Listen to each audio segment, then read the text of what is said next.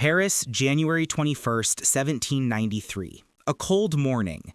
The crowd packed into the Place de la Révolution falls silent. King Louis XVI, descendant of a dynasty that ruled for 800 years, stands before the guillotine. His hands are bound. The blade drops. His head falls into a basket. The crowd erupts, not in horror, but in celebration. They dip handkerchiefs in his blood as souvenirs. Within months, 40,000 more will die. 4 years earlier, France was the most powerful nation in Europe. The monarchy seemed eternal. The elites never saw it coming. Because there's a pattern in history that has toppled 3 major governments in the last 250 years. A 6-stage sequence that plays out almost identically every single time. France, 1789. Russia, 1917. Cuba, 1959. 3 different centuries, 3 different ideologies, 3 moments when seemingly stable governments collapsed into violence and chaos. And every time, the people in power thought they were untouchable. They thought the system was too strong to fall. They were wrong. Every single time. And right now, in 2025, every warning sign that preceded those 3 revolutions is present in the United States. The wealth inequality, the government corruption, the loss of faith in institutions, the rage building beneath the surface. We're not heading toward the pattern, we're in stage 4, and history says stages 5 and 6 come fast. This is the story of how revolutions happen, why governments never see them coming, and why the math says we're next. Before we go deeper, if this is already making you see current events differently, hit that subscribe button and the bell icon, and drop a comment below telling me where you're watching from and what time it is right now. I want to see how global this audience is. Seriously, comment your location and time. Let's see how far this reaches. Now, let's get into it. A revolution isn't a protest or a riot. It's when the existing order is completely destroyed and replaced with something new, often something worse. Revolutions happen when expectations exceed reality, when the gap between elites and everyone else shatters the social contract, and when people lose faith that the system can fix itself. John F. Kennedy said it best: "Those who make peaceful revolution impossible will make violent revolution inevitable." France, Russia, Cuba proved it. Same 6-stage sequence every time. Let's start with France, 1789, the mother of all modern revolutions. Stage 1, extreme wealth inequality. In 1789, France had 27 million people divided into 3 estates. The clergy and nobility, just 1.5% of the population, owned 35% of all land and paid 0 taxes. The third estate, everyone else, 26 million peasants, workers, and merchants paid all the taxes. Let that sink in. The Duchess of Polignac, a friend of Queen Marie Antoinette, received 400,000 livres a year from the government for doing absolutely nothing. A peasant family survived on 200 livres. The nobility threw parties at Versailles that cost more than entire villages would earn in a decade, while in the countryside, people were starving. By 1788, a bad harvest caused bread prices to double. Bread was 88% of a peasant family's budget. Mothers watched their children go hungry. At Versailles, the nobility were still eating 5-course meals, still drinking the finest wines, completely oblivious to the suffering beyond the palace walls. Stage 2, government corruption and incompetence. King Louis XVI was weak and indecisive. He enjoyed making locks as a hobby while his kingdom burned. France was bankrupt from wars, including helping America in its Revolutionary War. The government owed billions. His solution? Borrow more, raise taxes on starving peasants, cut nothing. When he tried taxing the nobility, they blocked him. The people with power would rather see the country collapse than give up their privileges. Sound familiar? Stage 3, middle class destroyed and radicalized. Here's the key insight. Revolutions don't start with the poorest. The desperately poor are too busy surviving. Revolutions start when the educated middle class, lawyers, merchants, doctors, turn against the system. In June 1789, the Third Estate declared themselves the National Assembly. When Louis locked them out of their meeting hall, they moved to a tennis court. There, 577 men took the tennis court oath, vowing not to leave until France had a constitution that limited the king's power. This is the moment when the educated middle class says the government is illegitimate. When that happens, revolution becomes inevitable. Louis called in troops to restore order, but the soldiers were poorly paid and poorly fed. Many sympathized with the people. July 14, 1789, the Bastille. A crowd of Parisians, angry and desperate, marched on this fortress prison. The battle lasted hours. Nearly 100 died. But they broke through, freed the prisoners, and dragged the governor into the street.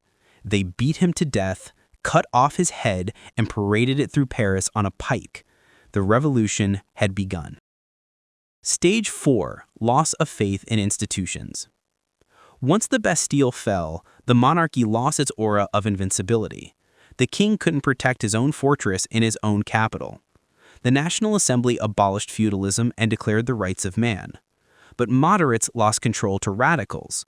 The Jacobins, led by Robespierre, demanded extreme measures: execute the king, redistribute all wealth, purge enemies of the revolution. Stage 5. Revolutionary movement gains mass support. The Jacobins gained popular support because the economy was still collapsing, and people wanted blood. They wanted revenge for centuries of oppression. King Louis tried to flee France in June 1791, disguised as a servant. They caught him 150 miles from the border and brought him back in humiliation. If the king was trying to escape, he was a traitor. January 21, 1793. 20,000 people watched as Louis XVI was guillotined. They cheered as his head fell. His wife, Marie Antoinette, followed 9 months later. Her hair had turned white in prison. Stage 6. Government overthrown, chaos follows. From 1793 to 1794, Robespierre's Committee of Public Safety executed 40,000 people.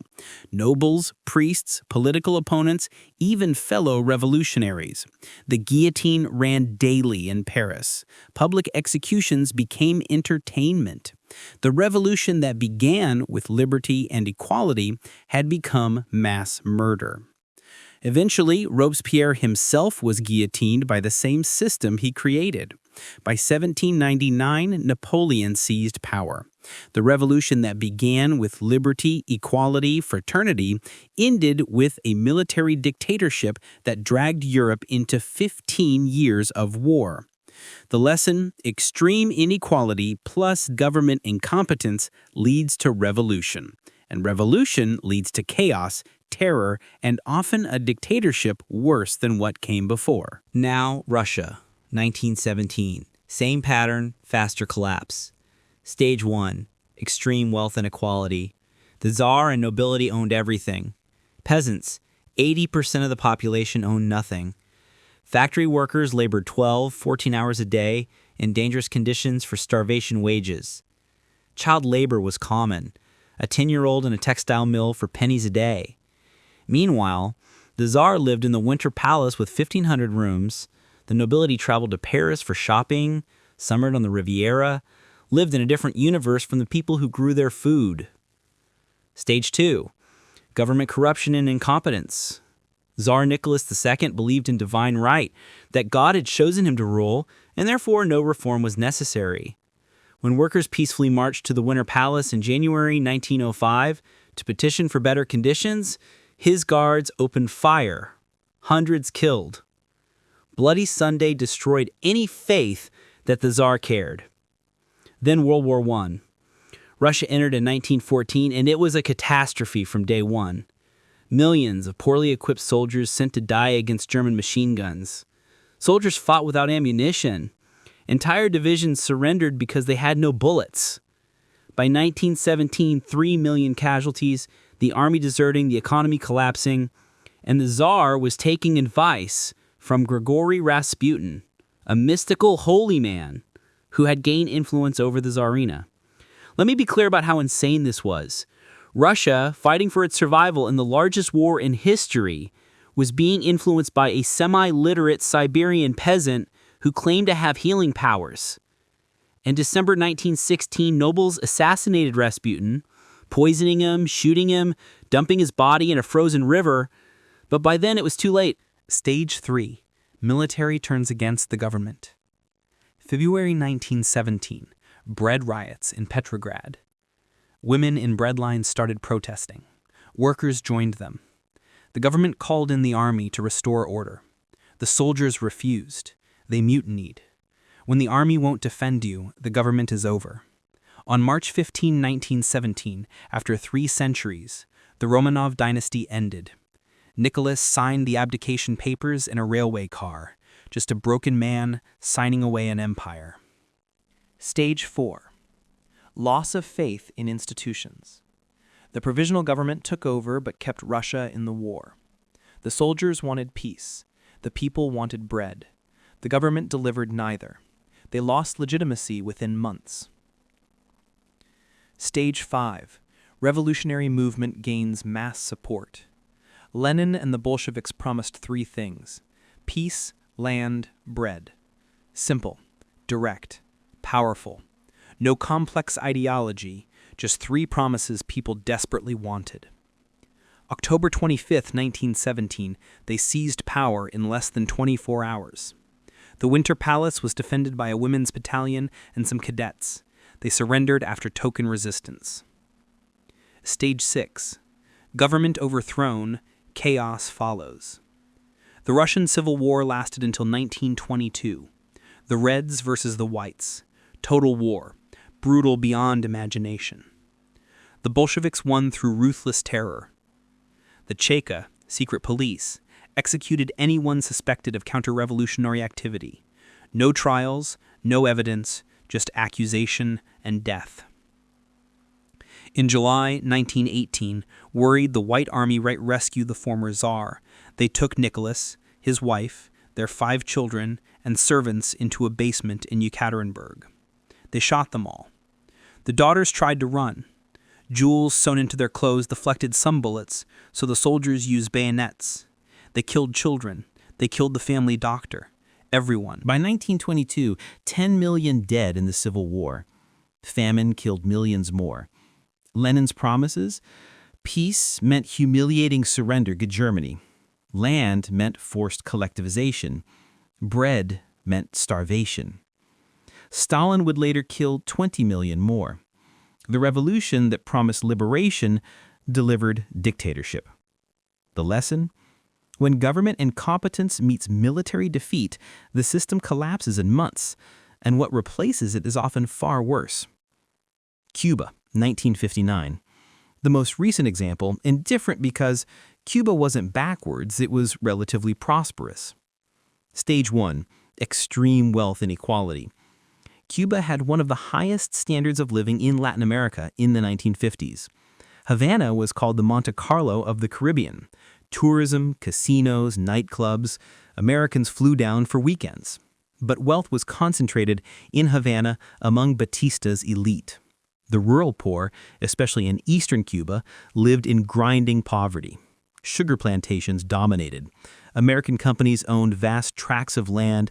Profits flowed out or into elite pockets. Rural Cubans had no health care, no education, no opportunity. Stage 2. Government corruption and incompetence. Fulgencio Batista was a dictator who seized power in a 1952 coup. He canceled elections, ruled by decree. Police could be bought. Courts were rigged. Political opponents were imprisoned, tortured, or killed. American mobsters like Meyer Lansky ran the casinos with Batista's blessing, paying him a cut. The government existed to enrich Batista and his cronies. When people protested, the response was violence, secret police, torture chambers, disappearances. This created rage among young educated Cubans who watched their country being looted. Stage 3. Middle class radicalized. Fidel Castro was a lawyer from a relatively wealthy family, educated. He could have been part of the elite. He chose revolution. In 1953, he led an attack on the Moncada military barracks. It failed. Most of his men were killed or captured. Castro was imprisoned. At his trial, he gave a speech that inspired thousands. History will absolve me. He was released in 1955, went to Mexico to plan. December 2nd, 1956, Castro returned with 82 men on a boat called the Granma. They landed in eastern Cuba. Batista's forces were waiting. They ambushed the revolutionaries. Only about 20 survived and escaped into the Sierra Maestra Mountains. Most revolutionaries would have given up. Castro didn't. Stage 4. Loss of faith in institutions. Batista's brutality turned the population against him. When the army burned villages suspected of helping rebels, they created more rebels. When police tortured students, their classmates joined the revolution. Castro's forces grew not because of communist ideology, because Batista was hated. In the United States, which had supported Batista, started backing away. When your foreign patron abandons you, you're finished. Stage 5. Revolutionary movement gains mass support. By 1958, Castro had thousands of fighters, urban resistance cells in every city, support from peasants who saw him as their defender. Batista's army was collapsing. Soldiers deserted. Officers fled with stolen money. On January 1, 1959, Batista fled to the Dominican Republic with $300 million in stolen funds. Some say as much as $700 million in art and cash. He abandoned the country he'd looted. Castro entered Havana on January 8, 1959, victorious. Crowds lined the streets cheering. He promised democracy, free elections, a better Cuba. Stage 6. Government overthrown, chaos follows.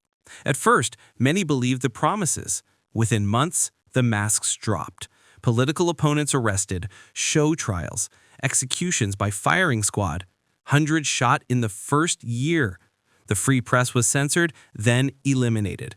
Cuba became a one-party communist state. Castro nationalized everything: American businesses, Cuban businesses, farms, factories. Anyone who resisted was imprisoned or executed. Thousands fled, mostly to Miami. The middle-class Cubans who had supported Castro because they hated Batista learned too late that revolution doesn't bring freedom. It brings new tyrants. Cuba remained a dictatorship for 60 years. Fidel ruled until 2008, his brother Raul until 2018. The lesson? Even in relatively developed countries, corruption and brutality trigger revolution. And the revolutionaries become the new oppressors. 3 revolutions. Same 6-stage pattern every time. Now, the United States in 2025. Stage 1. Extreme wealth inequality. Check. In 1980, the top 1% controlled 8% of wealth. Today, 32%. Higher than France in 1789. The top 0.1%, 130,000 households, own more than the bottom 90%, 117 million households. Billionaires have space tourism while millions can't afford healthcare. Meanwhile, housing costs tripled since 2000. College costs increased 1,200% since 1980. A hospital visit can bankrupt a family. People work multiple jobs to survive, while billionaires buy companies for $44 billion on a whim. The rage is building. Stage 2. Government corruption and incompetence. Check. Trust in Congress? 15%. Insider trading by politicians is rampant. Lobbyists write legislation. The national debt is $36 trillion. Nothing gets fixed because government serves donors, not people. When both parties seem corrupt, faith in democracy dies. Stage 3. Middle class destroyed and radicalized. Check. Young, educated people did everything right and can't achieve what their parents had. Drowning in student debt, can't buy homes, can't start families. They're angry, feeling betrayed. They're radicalizing, some to socialism, some to authoritarianism. The center is collapsing. Stage 4. Loss of faith in institutions. Check. We're here. Trust in media at all-time lows. Trust in police collapsed. Trust in elections broken. Half believe 2020 was stolen, half believe January 6th was a coup. The courts are seen as political. The FBI is political. Everything is partisan. Two nations occupying the same territory, waiting for a spark. America could be anything: a contested election, economic crash, political assassination, a viral police incident. The kindling is dry. We're just waiting for the match. Stage 5. Revolutionary movement gains mass support. This hasn't happened yet, not fully, but the pieces are forming. On the left, growing support for socialism, wealth redistribution, eat the rich. On the right, growing support for authoritarianism, strongman leaders, extra-legal measures. Both sides believe the system is broken beyond reform. When radicals gain mass support, when violence becomes normalized, Stage 5 is here. Stage 6 is chaos. In France, 40,000 executed. In Russia, 10 million dead. In Cuba, 60 years of dictatorship. American exceptionalism says it can't happen here. That's what France, Russia, and Cuba all said. They all collapsed. The pattern doesn't care about exceptionalism. What would Stage 6 look like? Political violence escalates. Assassinations, insurgency, the military and police fracture, supply chains collapse, food shortages, the economy halts, states refuse federal authority, foreign powers interfere. China and Russia would love to see America burn. The chaos could last years. Millions could die. What emerges won't be the America we knew. It could be authoritarian, it could be fractured, it could be worse. 3 revolutions, 3 identical patterns. France, Russia, Cuba. Each time, elites never saw it coming. Each time, they thought the system was too strong to fall. And each time, the gap between rich and poor, the corruption, the loss of faith, it all exploded and destroyed the existing order. The United States in 2025 is in Stage 4. The wealth gap is worse than France in 1789. The government dysfunction matches Russia in 1917. The loss of faith mirrors Cuba in 1958. The warning signs are everywhere. The pattern is playing out in real time. Maybe we can stop it. Maybe we can reform before revolution. But the pattern says otherwise. History says otherwise. France thought they were different. Russia thought they were different. Cuba thought they were different. The pattern won every time. If this opened your eyes to where we actually are in the cycle, subscribe, because when Stage 5 begins, you'll want to understand what's happening and why. The answers aren't hiding in the future. They're written in the past. 3 times the pattern played out. 3 times governments fell. 3 times chaos followed. The United States is at Stage 4. History is watching to see if we'll be different, or if we'll prove the pattern right one more time.